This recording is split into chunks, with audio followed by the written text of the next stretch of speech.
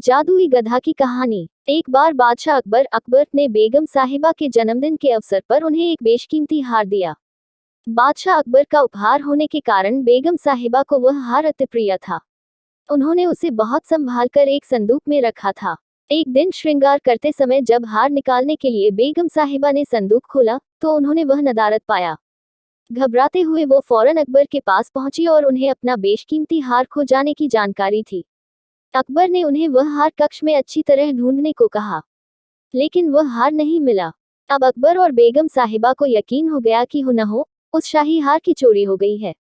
अकबर ने तुरंत बीरबल को बुलवा भेजा और सारी बात बताकर शाही हार खोजने की जिम्मेदारी उसे सौंप दी। बीरबल ने बिना देर किए राजमहल के सभी सेवक सेविकाओं को दरबार में हाजिर होने का फरमान जारी करवा दिया। कुछ ही देर में दरबार लग चुका था। अकबर अपनी बेगम साहिबा के साथ शाही तख्त पर विराजमान थे। सभी सेवक सेविकाएं दरबार में हाजिर थे। बस बीरबल नदारद था। सब बीरबल के आने का इंतजार करने लगे, लेकिन 2 घंटे बीत जाने पर भी बीरबल नहीं आया। बीरबल की इस हरकत पर अकबर आग बबूला होने लगे। दरबार में बैठने का कोई औचित्य न देख वे बेगम साहिबा के साथ उठकर वहां से जाने लगे। ठीक उसी वक्त बीरबल ने दरबार में प्रवेश किया। उसके साथ एक गधा भी था। विलंब के लिए अकबर से माफी मांगते हुए वह बोला, जहां पनाह, माफ कीजिएगा, इस गधे को खोजने में मुझे समय लग गया। सबकी समझ के परे था कि बीरबल अपने साथ वो गधा दरबार में लेकर क्यों आया है। बीरबल सबकी जिज्ञासा शांत करते हुए बोला, ये कोई साधारण गधा नहीं है, ये एक जादुई गधा है। मैं ये गधा यहाँ इसलिए लाया हूँ ताकि ये शाही हार के चोर का नाम बता सके। बीरबल की बात अब भी किसी के पल्ले नहीं पड़ रही थी। बीरबल कहने लगा, मैं इस जादुई गधे को पास ही के एक कक्ष में ले जाकर खड़ा कर रहा हूँ। एक एक कर सभी सेवक सेविकाओं को उस कक्ष में जाना होगा और इस गधे की पूंछ पकड़कर जोर से चिल्लाना होगा कि उसने चोरी नहीं की है।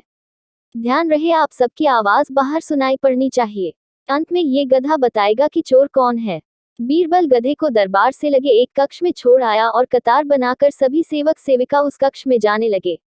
सबके कक्ष में जाने के बाद बाहर जोर से आवाज आती, मैंने चोरी नहीं की है।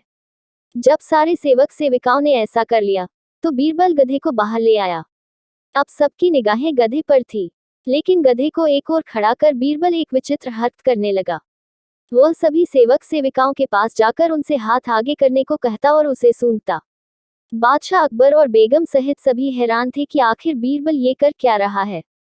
तभी बीरबल एक सेवक का हाथ पकड़कर जोर से बोला, जहां पनाह, ये है शाही हार का चोर। तुम इतने यकीन से ऐसा कैसे कह सकते हो बीरबल? क्या इस जादुई गधे ने तुम्हें इस चोर का नाम बताया है? आश्चर्यचकित अकबर ने बीरबल से पूछा। बीरबल बोला, नहीं हुजूर, ये कोई जादुई गधा नहीं है। ये एक साधारण गधा है। मैंने बस इसकी पूंछ पर एक खास किस्म का इत्र लगा दिया था। जब सारे सेवक सेविकाओं ने इसकी पूंछ पकड़ी तो उनके हाथ में उस इत्र की खुशबू आ गई, लेकिन इस चोर ने डर के कारण गधे की पूंछ पकड़ी ही नहीं।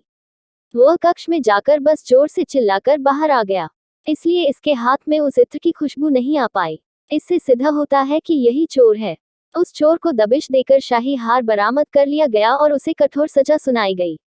इस बार बीरबल की अक्लमंदी की बेगम साहिबा भी कायल हो गई और उन्होंने अकबर से कहकर बीरबल को कई उपहार दिलवाए।